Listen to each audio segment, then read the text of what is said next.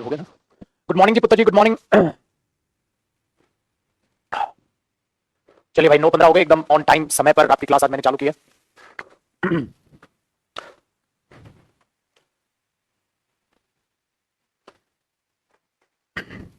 चलिए जी पुत्र जी, कल प्रेपोजिशन की क्लास नंबर 1 हमने की थी।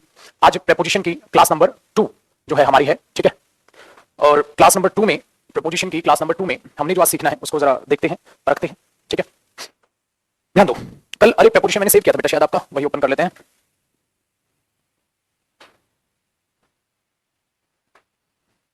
देखो जी बच्चा पार्टी, प्रेपोजिशन के बारे में ये बताया था। प्रेपोजिशन के बारे में मैंने आपको बताया प्रेपोजिशन एक रिलेटिंग वर्ड होता है, ठीक है। फिर मैंने आपको बताया मेरे बच्चे कि प्रेपोजिशन रिलेट करने के लिए यूज होता है और अपने बाद अपना ऑब्जेक्ट लेता है, जिसको हमने प्रेपोजिशनल फ्रेज को समझा। उसके बाद मेरे बच्चे ये देखा कि प्रेपोजिशनल फ्रेज या तो एडजेक्टिव या एडवर्ब का काम करती है, ठीक है। वेरी गुड, आगे बढ़ लेते हैं मेरे बच्चे। प्रेपोजिशन जो करती है, मैं ये कह सकता हूं कि वो नाउन प्रोनाउन को किसमें कन्वर्ट करती है, एडजेक्टिव और एडवर्ब में कन्वर्ट करती है, ठीक है बच्चे। चलो आगे देखो। फिर हमने देखा related to any word of the sentence, prepositional phrase किसी भी शब्द से रिलेट कर सकती है चीजों को। जैसे बच्चे इसका रिलेशन बॉट के साथ है, इसका रिलेशन बुक के साथ है, ठीक है। तो ये एडवर्ब बन गया, वो एडजेक्टिव बन गया।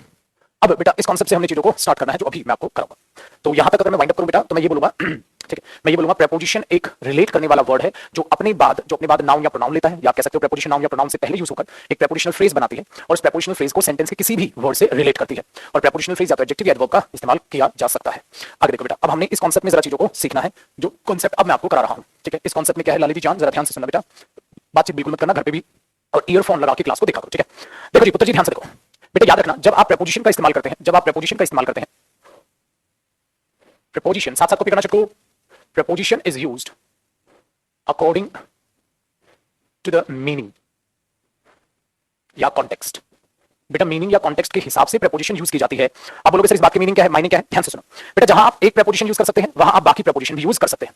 अगर मैं जहां ये लिख रहा हूं ही वेंट रनिंग, एक सेंटेंस लिख दिया, तो हमें ये पता बेटा ये अपने आप में मीनिंग कंप्लीट नहीं कर रहा है, ही वेंट रनिंग अपने आप में मीनिंग कंप्लीट नहीं कर रहा है, ठीक है। तो आपने क्या करना पड़ेगा, प्रेपोजिशन यूज करनी पड़ेगी। तो बेटा अब यहां जरूरी थोड़ी ना है कि एक प्रेपोजिशन ही यूज हो सकती है, ही वेंट रनिंग में जरूरी थोड़ी ना बेटा एक प्रेपोजिशन यूज हो सकती है, आप कोई भी प्रेपोजिशन यूज कर सकते हैं, ठीक है जी। कोई भी प्रेपोजिशन से मतलब क्या हो बेटा, आपने लिखा ही वेंट रनिंग, हो सकता है आप टू लगा दो ही वेंट टू रनिंग, हो सकता है आप बोल दो ही वेंट फॉर रनिंग, हो सकता है बेटा आप बोल दो बिफोर रनिंग, हो सकता है आप बोल दो आफ्टर रनिंग, हो सकता है मेरे बच्चे आप बोल दो towards running.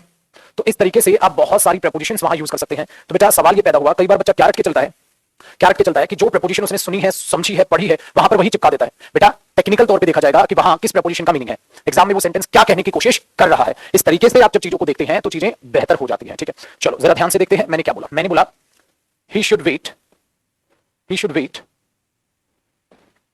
For his best friend, ठीक है। ये चीज मैंने बोली बेटा, he should wait for his best friend. तो बच्चे यहां एक बात इसको ध्यान से सुनना, he should wait for his best friend, और एक सेंटेंस मैंने लिखा she should wait, और मैं इसको फिलअप बना देता हूं her ill husband।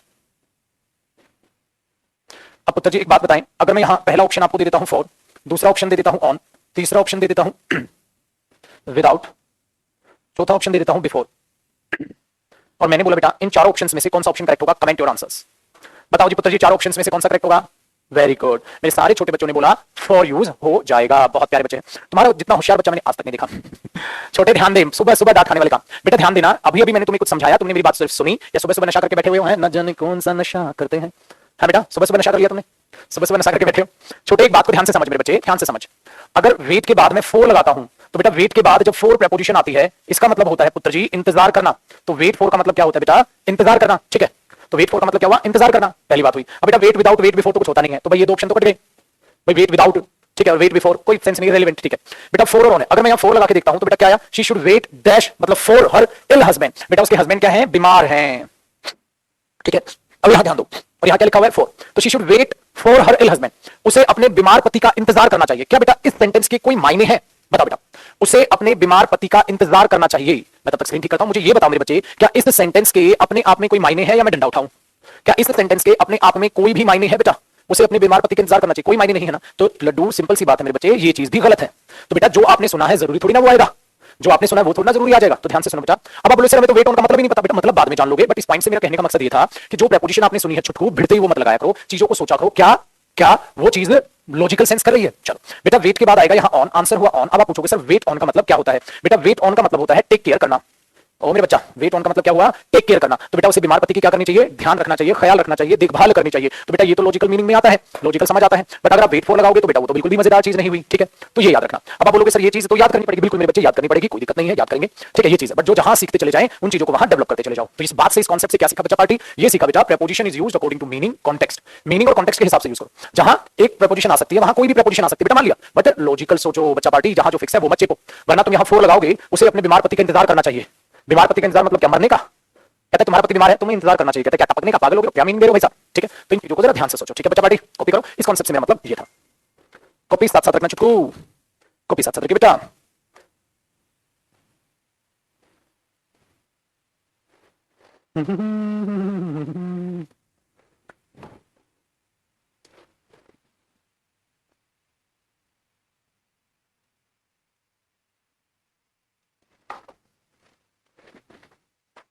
ठीक है, अब देखो बेटा, यहां तो मीनिंग दे रहा था तो मीनिंग है। अब इसमें भी बच्चा क्या करता है? बच्चा कई बार इसमें कहानियां बुन लेता है। पता है क्या?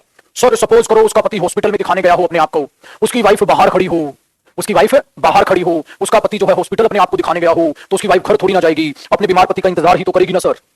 ऐसे ही तो बोलोगे, है ना बेटा? समझ आया? ऐसे ही तो बोलोगे। तो मैंने बोला बेटा एक बात बता, यहाँ क्लिनिक कहाँ लिखा है, यहाँ हॉस्पिटल कहाँ लिखा है, यहाँ कहाँ पत्नी बाहर खड़ी है? ये होते हैं सस्ते आशिक। ठीक है नहीं? अपनी कहानियां बेटा, पहली डेमो क्लास में मैंने बताया था, छोटे अपनी कहानी मत लाइए, वरना मेरे पास डंडा नहीं मुक्का है, सीधा मुंह पे लगेगा जम के। समझ आया? इन चीजों को ध्यान में रखना। जिनका ये ख्वाब सजाने का मन करे, अपना शादी कर लो, घर बैठो, तुम्हारे बच्चे, अपना बीवी बच्चे संभालो, तुमसे नहीं सीरियल होना। समझे बेटा? तो खुद की कहानियां कभी नहीं बुनते बेटा, जो लिखा है वहां से लॉजिकल देखते हैं। ठीक है डन जी, हटाएं। चलो अगले कॉन्सेप्ट पे मूव करते हैं बेटा। तो यहाँ सबके डाउट क्लियर हुए?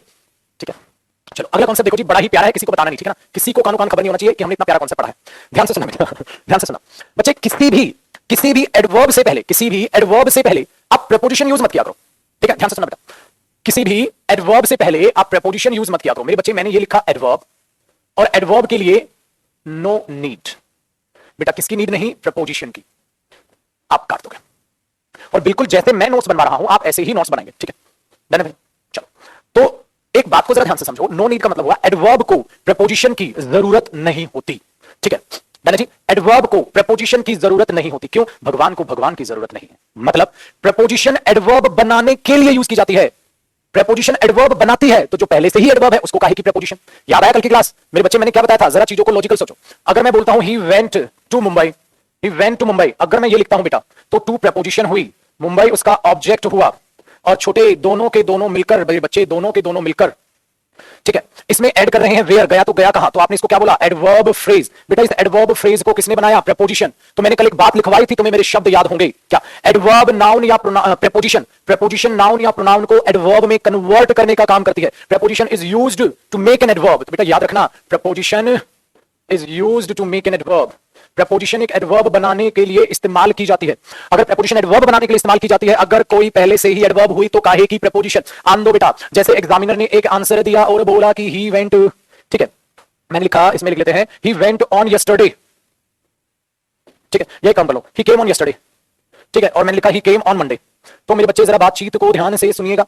अगर छोटे में बात करता हूं मेरे बच्चे, इस मंडे की, तो ये नाउन है बेटा। केम के बाद मुझे एडवर्ब ही क्वालिफाई कर सकती है, ही केम मंडे तो होगा नहीं। तो आपने क्या लगाया बेटा? ऑन। ऑन अपने आप में क्या हुआ बेटा? प्रेपोजिशन हुआ। इस प्रेपोजिशन के बाद क्या आया? नाउन। अब ये नाउन इसका क्या बन गया? ऑब्जेक्ट। और बेटा ये दोनों मिलकर कब आया था? तो ये दोनों मिलकर एडवर्ब क्या बन गई? फ्रेज। ठीक है, वेरी गुड। तो एक बात बताओ, बच्चा क्या करता है? कहता है सर देखो ये ऑन है प्रेपोजिशन। हाँ, मैंने बोला बेटा ये ऑन क्या हुई? प्रेपोजिशन। ठीक है बेटा, प्रेपोजिशन के बाद क्या आता है? ऑब्जेक्ट। और मेरे बच्चे कल की क्लास याद रखो, कल की क्लास याद रखो, जब प्रेपोजिशन आती है तो प्रेपोजिशन अपने बाद अपना क्या लेती है बेटा? ऑब्जेक्ट। और अगर प्रेपोजिशन अपने बाद अपना ऑब्जेक्ट लेती है तो प्रेपोजिशन का ऑब्जेक्ट कौन कौन हो सकता है मेरे बच्चे? या तो प्रेपोजिशन का ऑब्जेक्ट हो सकता है नाउन, या प्रेपोजिशन का ऑब्जेक्ट हो सकता है प्रोनाउन। बातचीत समझ आती है? Very good. तो बेटा क्या ये यस्टरडे नाउन या प्रोनाउन है? नहीं, यस्टरडे अपने आप में क्या होती है? एडवर्ब।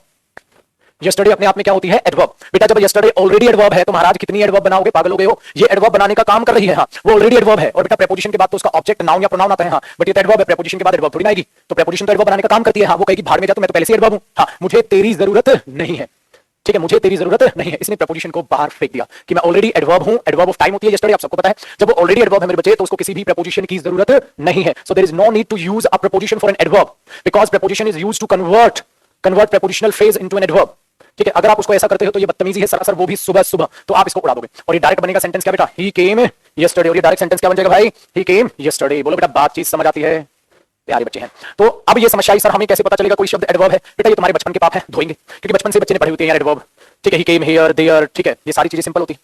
तो वो चीजें हालांकि अगर नहीं पड़ी तो बेटा एडवर्ब टॉपिक में मैं आपको कराऊंगा, सिंपल बात है बेटा, एडवर्ब टॉपिक में कराऊंगा, बट हालांकि ये चीज आपको थोड़ी बहुत पता होनी चाहिए, ठीक है। जरा एक आंसर आपके सामने लिख रहा हूं, एक क्वेश्चन बना रहा हूं, जरा गौर फरमाइएगा, ठीक है, डाल दीजिएगा जरा, वाह वाह वाह वाह वाह, ध्यान से सुनो। मैंने बोला माई अंकल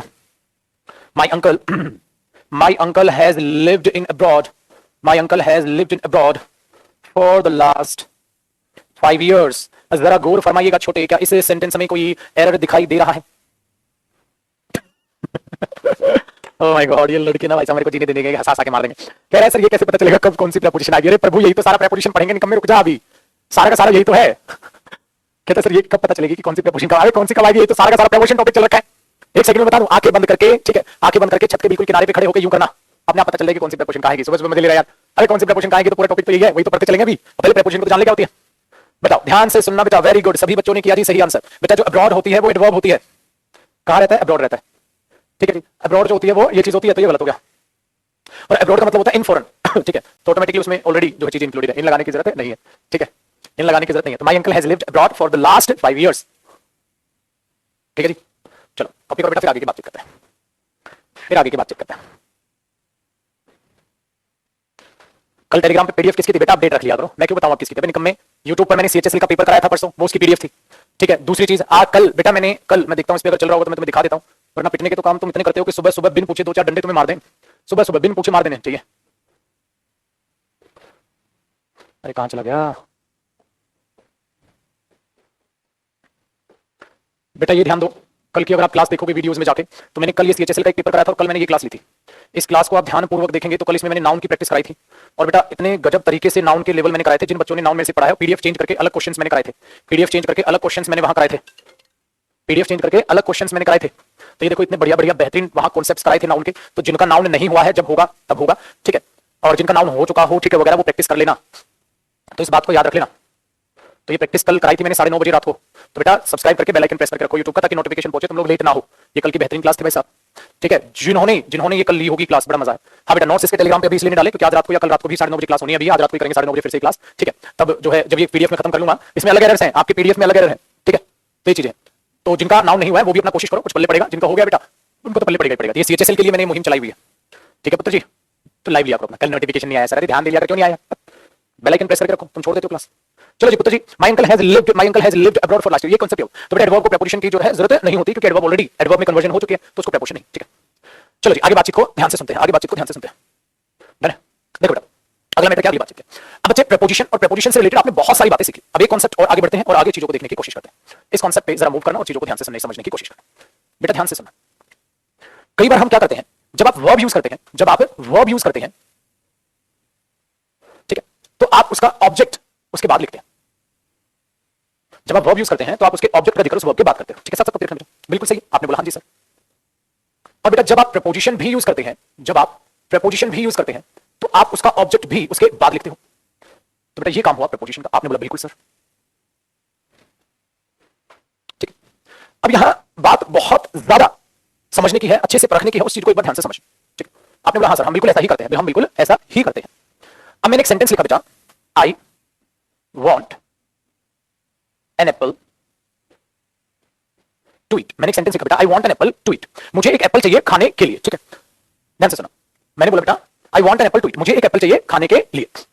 तो एक बात को ध्यान से समझो बेटा, आप एक एप्पल का करोगे क्या? आपने बोला सर मैं इस एप्पल को खाऊंगा, ठीक है। तो बेटा आप इस एप्पल को क्या करेंगे? खाएंगे। तो आपने बोला हाँ जी सर मैं खाऊंगा। तो I want an apple to eat, मुझे एक एप्पल चाहिए खाने के लिए, तो I want an apple to eat. तो आप एप्पल का क्या करोगे? खाओगे, ठीक। अच्छा एक बात बताओ, मैंने बोला I want a knife to cut, बताओ बेटा I want a knife to cut, क्या ये सेंटेंस सही है? आई वॉन्ट, ठीक है, अ नाइफ टू कट, मैंने एक सेंटेंस लिख दिया। तो आप लॉजिकल जरा ध्यान से समझो बेटा कि अगर मैं ये सेंटेंस लिख रहा हूं आई वॉन्ट अ नाइफ, हाँ, और बेटा आगे आप लिख रहे हो टू कट, हाँ, तो क्या ये सेंटेंस कंप्लीट सेंस दे रहा है बेटा? क्या ये सेंटेंस कंप्लीट सेंस दे रहा है? आपने बोला सर इनकंप्लीट सेंस है। तो अगर आप इसे कंप्लीट मानोगे ना, अगर इसे आप कंप्लीट मानोगे ना, हाँ, तो ये नाइफ इस कट से तो रिलेशन ही नहीं रखता। कहते मैंने बोला कैसे? देखो I want an apple to eat, मुझे एक एप्पल चाहिए खाने के लिए, हाँ, तो किसको खाओगे? एप्पल को खाओगे, ठीक है। अगर बेटा मैं इसको ये बोलूं I want a knife to cut, मुझे एक नाइफ चाहिए काटने के लिए, इसका मतलब तुम किसको काटोगे? नाइफ को काटोगे। कहते चाकू ला काटूंगा आज, एक चाकू ला, एक एप्पल खाऊंगा तो एप्पल खाओगे, एक चाकू ला काटूंगा, इसका मतलब तुम किसको काटोगे? चाकू को काटोगे। इसका मतलब तुम किसको काटोगे? चाकू। कहते ये ले चाकू, कहते इसको काटूंगा मैं आज। अबे चाकू को तो नहीं काटेगा, चाकू से कुछ काटेगा, ठीक है। तो बेटा आपके पास दो ऑप्शन है, या तो क्या काटोगे वो लिख दो, भाई कट को क्लियर कर दो, ठीक है। आपने बोला ठीक है सर मैं क्लियर कर देता हूं, और मैं इसको लिख देता हूं I want a knife, I want a knife to cut an apple, I want a knife to cut an apple, अब ये कंप्लीट सेंस हो गई है ना बेटा, अब ये कंप्लीट सेंस हो गई। आपने बोला हाँ जी सर, तो ये कंप्लीट सेंस हो गई। अब दूसरी बात को जरा ध्यान से बेटा, अगर अगर मैं एक सेंटेंस बनाऊं, ही कट एन एप्पल, ठीक है, he cut an apple a knife, तो क्या बेटा इधर प्रेपोजिशन की जरूरत है या काम चल रहा है? आपने ये सीखा। अब देखना मैं क्या करने वाला। He cut an apple a knife, तो क्या ये सेंटेंस सही है या गलत है? गलत है। आपने बोला सर जरूरत है, आपस में रिलेट नहीं कर रहा, तो प्रेपोजिशन देखनी पड़ेगी। वो तो मैं बाद में सिखाऊंगा, प्रेपोजिशन तो सीखेंगे। अभी तो प्रेपोजिशन के सारे कॉन्सेप्ट में करा रहा हूं, ये लास्ट कॉन्सेप्ट है, फिर हम प्रेपोजिशन करना स्टार्ट करेंगे, ठीक है। तो आपने बोला सर प्रेपोजिशन की जरूरत है, बिल्कुल बेटा बात समझ आती है, इनकम्प्लीट लग रहा है। He cut an apple a knife, मजा नहीं आया। तो बेटा जब आप किसी चीज को इंस्ट्रूमेंट की तरह यूज करते, कुछ भी काम करते हैं, तो उसके लिए विद यूज होता है। बेटा मैंने क्या बोला, अभी मैं प्रेपोजिशन कराऊंगा अभी, बट अभी छोटे लेवल पे एक बात तो सुनो, समझो। जैसे मैं पेन से लिख रहा हूं, तो हैंड है और मूवमेंट है, तो I am writing with a pen, ठीक है। I am beating him with a stick, तो I am cutting an apple with a knife. तो बेटा क्या आएगा, बाई वगैरह मत लिख देना मेरे बच्चे, विद आएगा, ठीक है। कहीं तुम बाई या नाइफ वगैरह लिख दो, रहने दो, बाद में सिखाऊंगा। अभी मैं कुछ और सिखाने के मूड में, इसलिए सिर्फ विद मैंने बता दिया आपको, ठीक है। तो क्या आएगा, he cut an apple with a knife, तो चाकू से काटेगा, उसके लिए क्या आएगा, वेरी गुड, तो आएगा विद। तो he cut an apple with a knife, तो जब भी हैंड हो और मूवमेंट हो, ठीक है, तो उसके लिए विद आता है। I am writing with a pen, I am beating, I am decorating the room with flowers, ठीक है वगैरह। चलो, तो he cut an apple with a knife. अब एक बात को जरा ध्यान से समझना। अब बेटा इसी सेंटेंस को मैंने दोबारा लिखा, ही या आई ही लिख देते हैं जैसा था, I want a knife, I want a knife to cut. एक बात बताओ बेटा, एक बात बताओ, आई वांट अ नाइफ, मुझे एक नाइफ चाहिए। आपने बोला हाँ जी सर, टू कट, ठीक है। अब मुझे ये बताओ बेटा, मुझे ये बताओ, ये जो कट है, हाँ, इसका रिलेशन नाइफ के साथ क्या है? क्या रिलेशन है मुझे बताओ। I want a knife to cut, cut का रिलेशन नाइफ के साथ क्या है? मुझे बताओ, कट का रिलेशन नाइफ के साथ क्या है? कट का रिलेशन नाइफ के साथ क्या है? बताओ क्या रिलेशन है? कट का रिलेशन नाइफ के साथ क्या है? वेरी गुड सर, कट का रिलेशन नाइफ के साथ है कि वो नाइफ का इस्तेमाल करके काटेगा, नाइफ का इस्तेमाल करके काटेगा, एक इंस्ट्रूमेंट की तरह वो नाइफ को यूज करेगा। तो ध्यान से सुनना बेटा, हिंदी में लिख रहा हूं, बाइलिंगुअल लिख रहा हूं, प्लीज, नाइफ का यूज करके कट करेगा। बेटा ये रिलेशन हुआ ना, कट का नाइफ के साथ रिलेशन क्या हुआ, नाइफ का यूज करके कट करेगा, ठीक है। दिमाग दौड़ा, दिमाग दौड़ा। तो I want a knife to cut, तो ये सेंटेंस तो गलत है, हाँ गलत है। तो मैंने बोला यार ये कट आ तो गया, हाँ, इसका रिलेशन तो बताओ। अगर तुम कट का रिलेशन बताओ, या तो उस कट के बाद कुछ लिख दो, हाँ जी, या कुछ ना लिख के उसका रिलेशन नाइफ के साथ दिखा दो। नाइफ के साथ रिलेशन दिखाओगे तो क्या रिलेशन बनेगा कि नाइफ का इस्तेमाल करके, ठीक है, वो कट करेगा। तो अगर कट का और मुझे नाइफ का इस्तेमाल करके वो कट करेगा, तो मुझे अगर इन दोनों का रिलेशन बताना है, मुझे इन दोनों का रिलेशन बताना है कि नाइफ का इस्तेमाल करके कट करेगा, तो इसके लिए कौन सी प्रपोजिशन यूज होगी, विद। तो आपको यहां विद लगाना पड़ेगा, सेंटेंस ऐसे भी ठीक हो सकता है। आपको यहां विद लगाना पड़ेगा, तो सेंटेंस ऐसे भी ठीक हो सकता है। बेटा यहां तो विद आएगा नहीं, वहां आएगा। मेरी बात को ध्यान से सुनो, अभी सेंटेंस को पढ़ो। तो क्या बना, I want a knife to cut with, I want a knife to cut with, मुझे एक चाकू चाहिए, मुझे एक चाकू चाहिए उससे कट करने के लिए, मुझे चाकू चाहिए उससे कट करने के लिए। तो I want a knife to cut with. तो अब ध्यान से सुनो बेटा, जब मैंने ये विद प्रेपोजिशन लगाई, तो इस विद प्रेपोजिशन ने क्या शो कर दिया कि कट का नाता किसके साथ दिखा दिया, नाइफ के साथ। कट का नाता किसके साथ बना दिया, नाइफ के साथ बना दिया। तो जब कट का नाता नाइफ के साथ बना दिया, तो अब ये हो गई जी कंप्लीट सेंस। अब ये हो गई कंप्लीट सेंस कि भाई मुझे चाकू चाहिए उसे काटने के लिए, मुझे नहीं बताना क्या मुझे काटना है, ठीक है, मुझे तो नहीं बताना तुम्हें मुझे क्या काटना है, मैंने बता दिया भाई मुझे चाकू दे दो उसे काटने के लिए। बात लॉजिकल है। तो क्या लॉजिकल है, ध्यान से सुनो। यहां कट को मैंने रिलेट किया एप्पल से, रिलेट किया एप्पल से। तो बेटा मैंने यहां कट को किससे रिलेट कर दिया, एप्पल से। अगर मुझे कट को एप्पल से रिलेट करना है तो कोई प्रपोजिशन चाहिए नहीं चाहिए, सही है।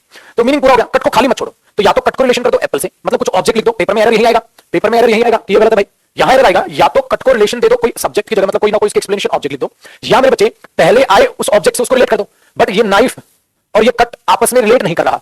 कट को नाइफ का रिलेशन क्या है, नाइफ का यूज करके कट करेगा। अगर वो नाइफ का यूज करके कट करेगा, अगर वो नाइफ का इस्तेमाल करके कट करेगा, ठीक है, हाँ, तो आपको विद लगाना होगा। ये चीज मैंने समझाने के लिए एक्स्ट्रा सेंटेंस लिखा था और कुछ नहीं था। तो he cut an apple with a knife, but इस सेंटेंस को मैंने उल्टा किया, ठीक है, I want a knife to cut. अब कट क्या, तुमने वो नहीं बताया, कहता कट को एक्सप्लेन नहीं कर रहा, हाँ, कट का रिलेशन में नाइफ के साथ बना देता हूं जिससे कि सेंटेंस पूरा हो जाए। तो मैंने लिखा I want a knife to cut with, ठीक है, पहली बात। दूसरी बात मेरे बच्चे, एक ही एग्जांपल से ये कॉन्सेप्ट समझ आ जाए, इतना आसान ये कॉन्सेप्ट नहीं है, ठीक है, इतना आसान ये कॉन्सेप्ट नहीं है। तो इसको एक काम क्या करोगे आप, यहां तक इसको कॉपी करो, एक एग्जांपल में एक दो एग्जांपल और लिखूंगा, जैसे ही मैं एक दो एग्जांपल और लिखूंगा आपको ये बात मेरी समझ में आएगी, ठीक है। तो ये बात ध्यान में रखना। तो अभी हमारे पास बहुत सारे क्वेश्चन होंगे, चुपचाप अपना बैठ जाओ, कमेंट पे फालतू बकवासबाजी या टाइम पास करने की कोशिश मत करना। यहां तक मेरे बच्चे कॉपी कर लो, मैं इसको ऊपर कर देता हूं, यहां तक चुपचाप कॉपी करो। और अभी मैं जब और एग्जांपल लिखूंगा इसके, तो ऑटोमेटिकली आपको चीजें समझ आ जाएंगी, ठीक है, कॉपी करो यहां तक। तो कोई भी बच्चा ये ना घबराए, अरे मुझे तो 100% आई नहीं समझ, बेटा एक बार में समझ आने वाला ये कॉन्सेप्ट नहीं है, आराम से कॉपी करो। अभी मैं कुछ और भी समझाऊंगा, अपने आप समझ आएगा।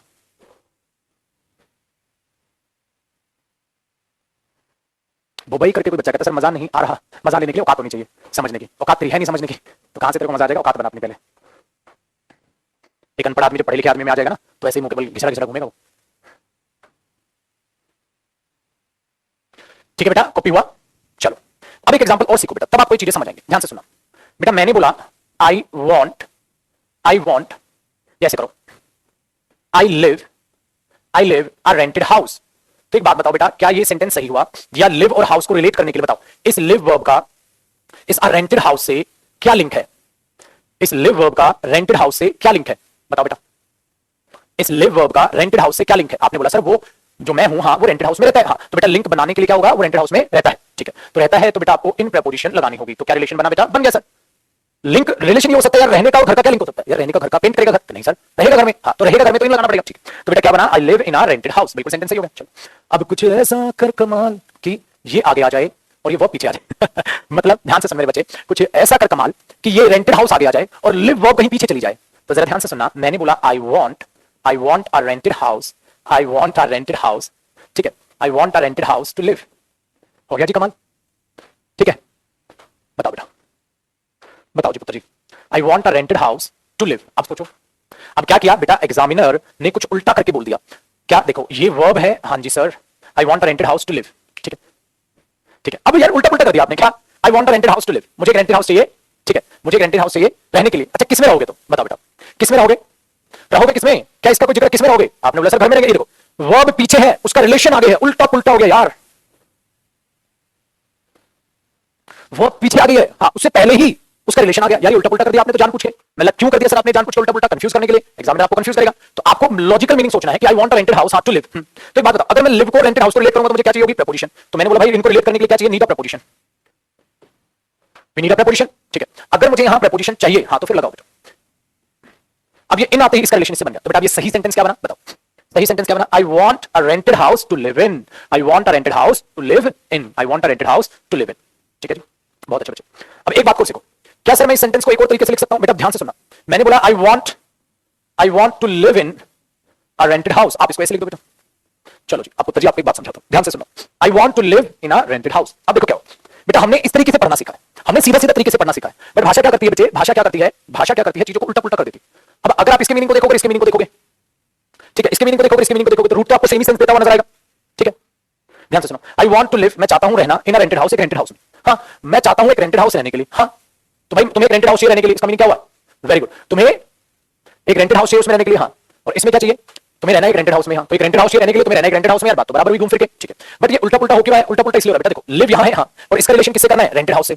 अगर इसका रिलेशन इससे करना है तो आपको क्या चाहिए? प्रपोजिशन चाहिए, ठीक है। अब तुमने क्या किया? वांट के बाद टू लिव ना लिख के तुमने वांट के बाद अ रेंटेड हाउस लिख दिया। I want a rented house, ठीक है, I want a rented house, ठीक है। तो इसका मतलब क्या हुआ? अब आपने इसको आगे लिख दिया, हाँ, और इसको पीछे लिख दिया। तो बेटा ये कहां जाएगी? ये भी तो आएगी। अब ये इसके बाद ही आ सकती है, हाँ तो आ नहीं सकती। I want in a rented house, I want a rented house in to live, logical होगा। तो ये तो वर्ब के रिलेशन में ही रहेगी, हाँ तो ये उठ के यहां आ गया। तो बेटा ये पूरा का पूरा उठ के ही तो यहां जाएगा। अब एग्जामिनर क्या करेगा मेरे बच्चे? इस प्रपोजिशन को खा जाएगा और ये प्रपोजिशन अपने आप में फिर एक एरर में कन्वर्ट हो जाएगी, ठीक है जी। चलो तो अब इस कॉन्सेप्ट को जरा मैं लिखकर और डीपली जाकर समझाने की कोशिश करता हूं। ध्यान से सुनना, ध्यान से सुनना। हमने आज तक क्या सीखा है, उस आज तक का एक बार निर्णय लेते हैं। इसको कॉपी करो बेटा, पहले तो इसको कॉपी करो, ठीक है, इसको कॉपी जरूर करना, उसके बाद मैं आपको बताता हूं, ठीक है, उसके बाद मैं आपको बताता हूं, ठीक है भाई, हो गया, ओके। चलो देखो, हमने ये सीखा है बेटा, वर्ब आएगी, ठीक है। अब नोट करके लिखना, जो मैं सिखा रहा हूं ना उसको मैं कॉपी करवाता हूं, अब एक नोट करके, फिर यही एग्जांपल में लिखूंगा दोबारा और आपको सारा समझ आ जाएगा, ठीक है। अब ये फाइनल पॉइंट है बेटा, अब आपको 70% समझ आ चुका होगा, अब उसको 100% करने के लिए नोट है। अब इस नोट के बाद आपको सारा समझ आ जाएगा जो ये कॉन्सेप्ट मैं समझा रहा हूं। हमने ये सीखा है बेटा, क्या आएगी? वर्ब, और वर्ब के बाद अपने आप में एक आ जाएगा ऑब्जेक्ट, और इस वर्ब को इस ऑब्जेक्ट से रिलेट करने के लिए आप लगा देते हो प्रपोजिशन, ठीक है जी। हाँ आपने आज तक ये सीखा बेटा, आपने आज तक ये सीखा, ठीक है भाई। आपने आज तक क्या सीखा है कि आप वर्ब यूज करते हो, वर्ब के बाद कोई ऑब्जेक्ट आता है और उस ऑब्जेक्ट को, वर्ब के बाद उसका ऑब्जेक्ट आता है और उस ऑब्जेक्ट को रिलेट करने के लिए वर्ब से प्रपोजिशन चाहिए होती है। तुम फटाक से लगा देते हो क्योंकि तुमने ऐसे ही पढ़ना सीखा है, उल्टा तो करना नहीं सीखा, ठीक है। अब मैंने कहा कुछ ऐसा कर कमाल, ध्यान से सुनना, कुछ ऐसा कर कमाल कि वर्ब का ऑब्जेक्ट, हाँ वर्ब से पहले आ जाए। कुछ ऐसा कर कमाल कि वर्ब का ऑब्जेक्ट वर्ब से पहले आ जाए, कुछ ऐसा हो जाए। जानबूझ के एग्जाम में कुछ ऐसा सेंटेंस बना दे, एक और एक्स्ट्रा वर्ब यूज कर दे और कुछ ऐसा घुमा दे क्वेश्चन को कि ऑब्जेक्ट आगे आ जाए।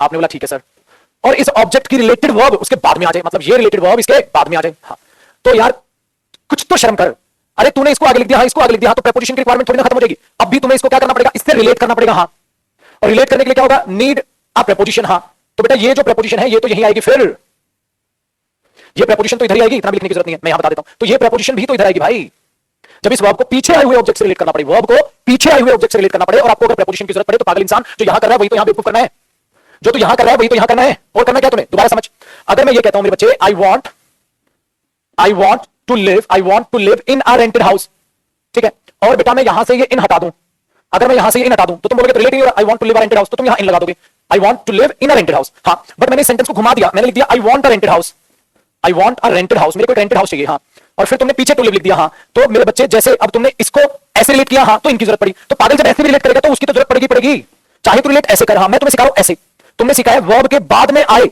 ऑब्जेक्ट से, वर्ब के बाद में आए ऑब्जेक्ट से रिलेट करने के लिए प्रेपोजिशन की जरूरत हो तो प्रेपोजिशन यूज करो, हाँ अगर वर्ब से पहले आए, अगर वर्ब से पहले आए ऑब्जेक्ट से भी अगर उस वर्ब को रिलेट करना हो तो अगर प्रेपोजिशन की जरूरत हो तो इस्तेमाल करो, ठीक है जी। पहली बात, अब तुम्हारे दिमाग में गोबर भरा पड़ा है, वो गोबर क्या है, तुमने रट लिया साला कि वर्ब के बाद ऑब्जेक्ट आता है।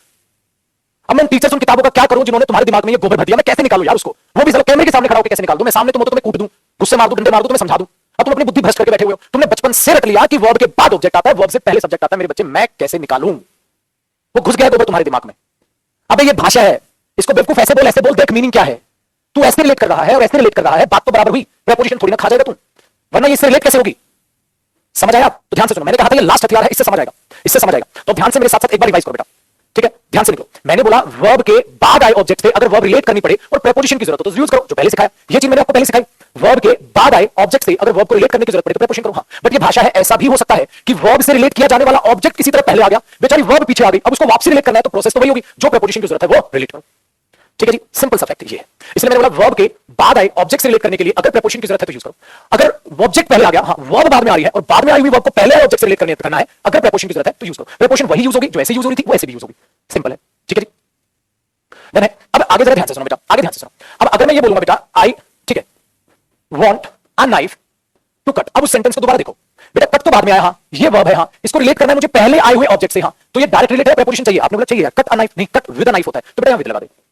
चल ध्यान से सुना, मैंने बोला ही wants a pen to write, उसको एक पेन चाहिए लिखने के लिए, तो पेन लिख लेगा वो, तो पेन पे लिख देगा वो, तो कहता है बात बताओ बेटा, मुझे एक पेपर चाहिए लिखने के लिए, तो तुम किसके ऊपर लिखोगे, पेपर के लिए, I want a sheet to write, किसके ऊपर लिखोगे, शीट के ऊपर, I want a pen to write, इसका मतलब तू पेन के ऊपर लिख देगा, इसका मतलब तू पेन के ऊपर लिख देगा, तू तो पेन के ऊपर लिख देगा ना, I want an apple to eat, तो तू एप्पल को खाएगा, तू कह रहा है I want a sheet to write, तो शीट पे लिखेगा, I want a wall to paint, मुझे दीवार दे भाई पेंट करने के लिए, इसका मतलब तू दीवार के ऊपर पेंट करेगा, सही है, तू कह रहा है I want a knife to write, इसका मतलब तू पेन के ऊपर लिखेगा, क्या पेन के ऊपर लिखा जाएगा, नहीं बेटा पेन से लिखा जाएगा, सही, इसका मतलब मुझे इसको रिलेट करने के लिए प्रेपोजिशन चाहिए, तो लिखना फिर, ठीक है चलो आ जाओ, मैंने बोला ही wants an apple to eat, he wants an apple to eat, उसको एक एप्पल चाहिए खाने के लिए, अब देखो ईट क्या करेगा, एप्पल करेगा, प्रेपोजिशन चाहिए नहीं चाहिए, प्रेपोजिशन चाहिए नहीं चाहिए, नो नीड नहीं चाहिए, अबे नहीं चाहिए तो मत यूज कर, सही है सेंटेंस, चाहिए तो यूज कर, पीछे रिलेट करना पड़ सकता है, आगे रिलेट करना पड़ सकता है, तुम्हें क्या बेटा, अगर चाहिए तो लिख, नहीं चाहिए तो नहीं लिख, अब इसको घुमा दे, इसको घुमा के लिख ले, he wants to eat an apple, ये ले, एक सेंटेंस एक तरीके से तो लिखा जा सकता है, हजारों तरीके हो सकते हैं, बस अब तुम्हारी बुद्धि से वो बात निकलेगी तो सही, he wants to eat an apple, ऐसे लिख ले इसको, he wants to eat an apple, he wants an apple to eat, तो ये तो बात बराबर है, क्योंकि ऐसे भी प्रेपोजिशन नहीं चाहिए ना,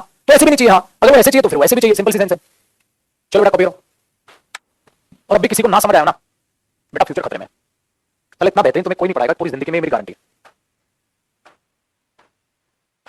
अब आए बेटा समझ,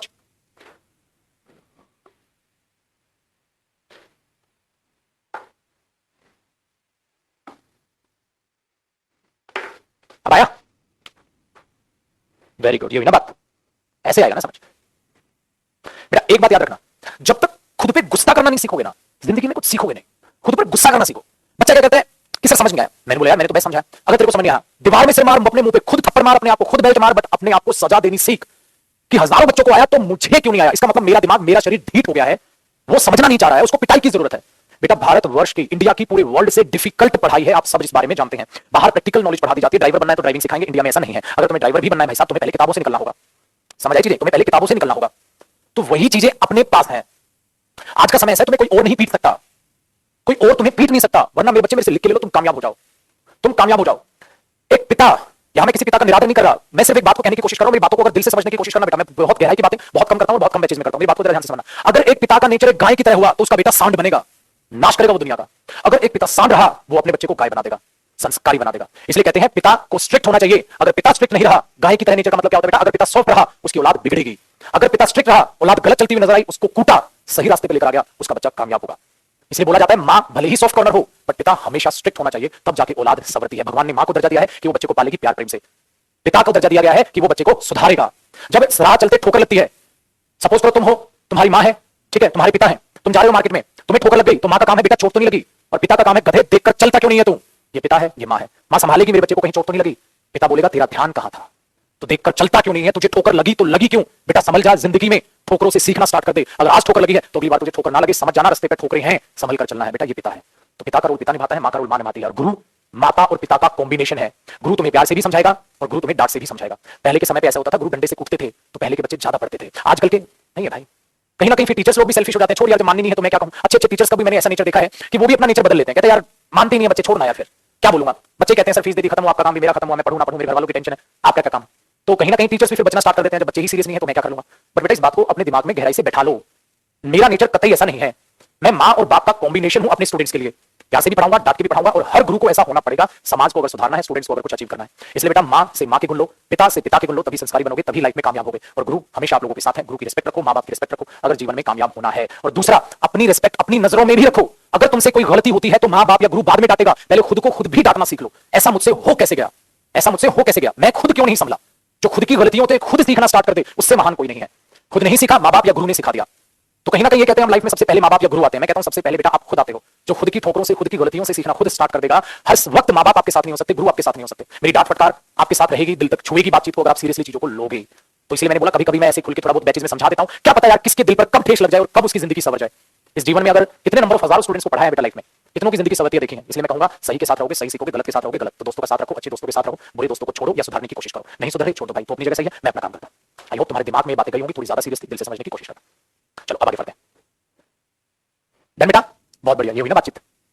तो आप हाँ फैक्टफुल बात है बेटा, अगर पापा डांटते हैं, अगर पापा पीटते हैं तो बेटा समझ जाना भगवान ने आप पर बहुत अच्छा कर्म किया है कि आपको पिता के रूप में भगवान ही भेज दिया है। सिंपल सा फैक्ट। पिता ने पिता का फर्ज निभाना छोड़ दिया, मां ने मां का फर्ज निभाना छोड़ दिया, आप बर्बाद हो जाओ, आप बर्बाद हो जाओ। चलिए आप पढ़ते हैं आगे। तो वर्ब हुआ, प्रीपोजिशन हुआ, ऑब्जेक्ट हुआ। अच्छा छोटे, इसमें सीखा क्या हमने, इसमें सीखा क्या, ठीक है, कि जब भी वर्ब आएगी तो उसके बाद ऑब्जेक्ट आएगा। जब भी आप वर्ब यूज करोगे उसके बाद ऑब्जेक्ट आएगा, ठीक है। तो ऑब्जेक्ट से रिलेट करने के लिए प्रीपोजिशन आ जाएगी। बट बच्चे आप लैंग्वेज में ऐसा भी कर सकते हैं कि भाई हमने मजाक मस्ती में क्या सीखा कि ऑब्जेक्ट पहले आ जाता है कई बार और हमें बैकवर्ड स्टेप करना पड़ जाता है। बट आज तक हमने बैकवर्ड चलना नहीं सीखा, आज तक हमने बैकवर्ड चलना नहीं सीखा, तो आज हमने बैकवर्ड चलना सीख लिया। ये कॉन्सेप्ट दिमाग में बैठा। अब बताओ बेटा इससे रिलेटेड तो कोई डाउट नहीं, दौड़ा जी दिमाग। चलिए बहुत अच्छा, आगे बढ़ते हैं।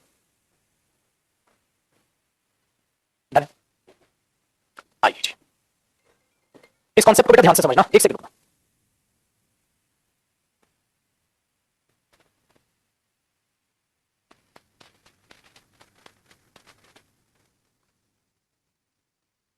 चलिए जी पुत्र जी आगे देखो, इस कॉन्सेप्ट को जरा ध्यान से सुनना। अब कॉन्सेप्ट क्या बेसिकली देखो, अब इसको कॉपी नहीं करना बेटा, कॉन्सेप्ट हेडिंग में मत डालना, अभी कॉपी नहीं करना, मैं कुछ समझा रहा हूं। बेटा एक प्यारा सा शब्द है प्रीपोजिशन, ठीक है, एक बड़ा प्यारा सा शब्द है प्रीपोजिशन, ठीक है। मैंने बोला ये प्रीपोजिशन क्या होती है, ये प्रीपोजिशन क्या होती है, तो पता है क्या बोलोगे, सर ये तो करीबन करीबन 2.5 घंटे का टॉपिक है। मतलब सिर्फ प्रीपोजिशन को जानना, समझ पा रहे हो, सिर्फ प्रीपोजिशन को जानना मेरे बच्चे 2.5 घंटे का रिलेशन है। मतलब कल की क्लास में जो आज की क्लास में आज तक हमने देखा, ठीक है, कल की क्लास में जो आज की क्लास में हमने जो रिलेशन देखा, हम उस रिलेशन से ये जान पाए कि जो प्रीपोजिशन यूज होती है वो अपने आप में एक रिलेटिंग वर्ड है। इतने छोटे पैमाने पे जानते थे, बट हम 2.5 घंटे में देख पाए कहां प्रीपोजिशन आएगी कहां नहीं आएगी, जहां आ सकती है वहां कहीं सारी आ सकती है। मीनिंग देख लेना भाई, रिलेट करने की जरूरत हो तो यूज करना, आगे भी रिलेट कर लो पीछे भी रिलेट कर सकते हैं। दूसरा फिर क्या देखा, प्रीपोजिशन फ्रेज होती है, एडवर्ब बना देती है, एडजेक्टिव बना देती है, नाउन प्रोनाउन से पहले यूज होती है, ये चीज वगैरह वगैरह देखिए, ठीक है। अब बेटा लास्ट कॉन्सेप्ट जो मैंने कराया वो इतना इंटरेस्टिंग आया, कॉपी नहीं करना बेटा। जब हमने ये लिखा I want a rented house, हां जी I want a rented house to live in, हाँ तो बेटा इसने सारी चीजों को हिला दिया। क्या हमने ये सीखा था कि जो प्रीपोजिशन होती है हाँ उसके बाद उसका ऑब्जेक्ट आता है ना। हाँ इसमें ऐसा नहीं हुआ बेटा उसके बाद नहीं आया, हाँ उसके पहले आया यही तो सिखाया मैंने उल्टा करना, ठीक है। तो हमने ये सीखा when we use preposition we use object of the preposition after the preposition. ऐसा जरूरी नहीं बेटा, ऐसा जरूरी नहीं। हमने उसी कॉन्सेप्ट को जब आगे अगले लेवल पे देखा तो हमने देखा यार इस तो घूम भी जाता है, ये तो घूम भी जाता है, और ये चीज बिल्कुल घूम गई। तो I want a rented house to live in, और उसके बाद क्या ऑब्जेक्ट, और ऑब्जेक्ट पहले आ गया। ऐसा उल्टा पुल्टा तब होता है जब वर्ब बाद में आती है और उससे रिलेट करने के लिए ऑब्जेक्ट उससे पहले आता है। तो ऐसा है, चलो वेरी गुड। अब आपको ये चीजें समझ आई होंगी। तो ये चीजें ना बेटा क्या हो गया,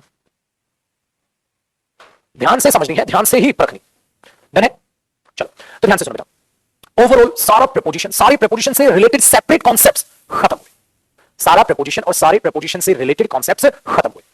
अब हमने क्या पढ़ना है, प्रीपोजिशन की एक छोटी सी डेफिनेशन और प्रीपोजिशन के थोड़े बहुत टाइप्स, फिर मैं आपको प्रीपोजिशन आगे पढ़ाना स्टार्ट करूंगा। तो आप क्या हेडिंग डालोगे मेरे बच्चे, आप डालोगे प्रीपोजिशन, ऐसे लिखना है प्रीपोजिशन, हेडिंग डालना और उसके नीचे डेफिनेशन लिखना जो मैं बोल रहा हूं, ठीक है जी।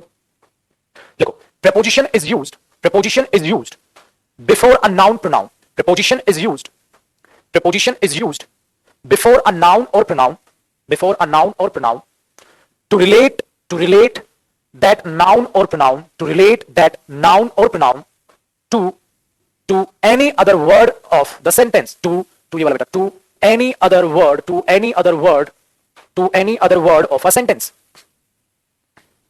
to any other word of a या of the sentence। तो क्या सीखा बेटा, प्रीपोजिशन का इस्तेमाल नाउन प्रोनाउन से पहले किया जाता है। प्रीपोजिशन को, ठीक है, अब इसकी हमने क्या लिख दी, डेफिनेशन लिख दी, डेफिनेशन, ये हमने प्रीपोजिशन डेफिनेशन लिख दी। प्रीपोजिशन इज यूज्ड, ठीक है, before a noun pronoun to relate that noun pronoun to any other word of the sentence, ठीक है, ये चीज यहां पर।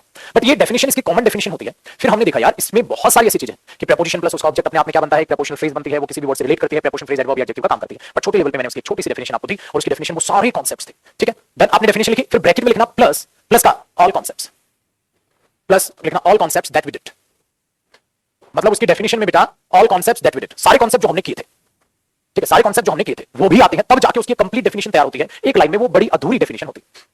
समझ आया बेटा? Very good. तो बेटा इसको मैं सेव कर दूं और कल की क्लास में इससे आगे प्रेपोजिशन होगा और चीजों को हम समझना स्टार्ट करेंगे, ठीक है जी, चीजों को हम समझना स्टार्ट करेंगे। डन है बेटा? चीजें समझ आई परफेक्ट तरीके से?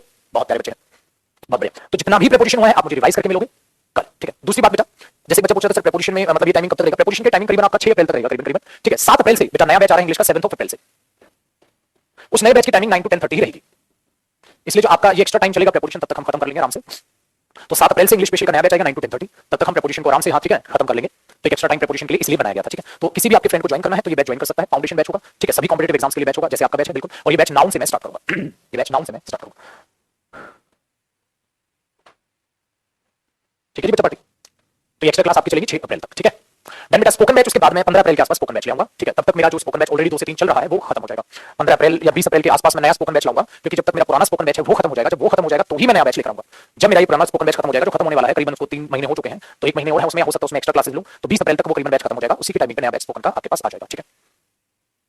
डन बेटा? चलिए bye, take care, love you all, bye बेटा। अब आपसे मुलाकात होगी आज ही के दिन आपके बैचेस में, आपके मेन बैच में मिलते हैं। चलो बेटा बाय, सारे रिवाइज करके मुझे कल मिलना, आपके पोजीशन आगे बढ़ेंगे। बाय बेटा।